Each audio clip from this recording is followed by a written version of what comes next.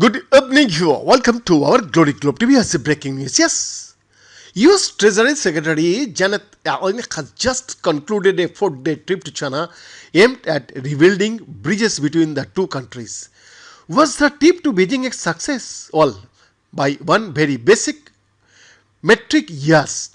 The US and China are once again talking to each other face to face, politely and respectfully, if not warmly.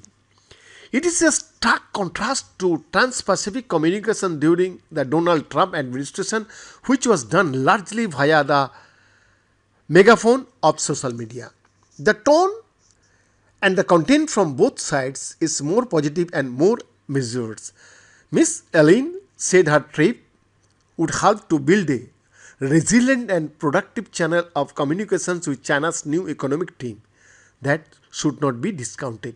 In March this year, much of the top tier of China's government was replaced with men whose primary qualification is loyalty to leader Xi Jinping. Key among them is the country's new economic chief, He Lifeng. On Saturday, Janet Yellen spent much of the day with Mr. He. She assured their talks had been direct, substantive, and productive, while admitting that the two sides had significant disagreements. Throughout her visit, Mrs. Yellen sought to persuade her Chinese host that under President Joe Biden, America is not fundamentally hostile to China. We do not see our relationships in terms of great power conflicts, she said, and we do not seek to decouple our economies from each other. It appears the Biden administration is trying to demonstrate that its China policy is not simply a constitution of the Trump administration open hostility to Beijing. Did she succeed? We are still waiting to hear from the Chinese side. But as the saying goes, actions speak louder than words, and from Beijing's perspective, some recent actions of the Biden administration are anything but friendly. Key among them is the imposition of export controls on certain US microchips that are used in the development of artificial intelligence.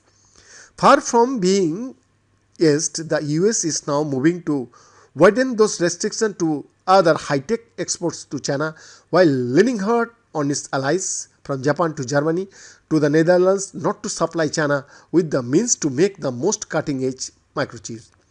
America's motivation is simply it does not want China to have easy access to American technologies that could give it an edge in things like artificial intelligence and in military technologies that could one day be used against the US in a future conflict over, for example, Taiwan.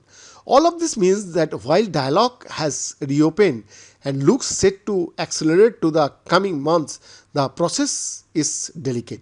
Progress made in the last few days could very easily be knocked back by another spy balloon incident or close call between US and Chinese naval ships on aircraft.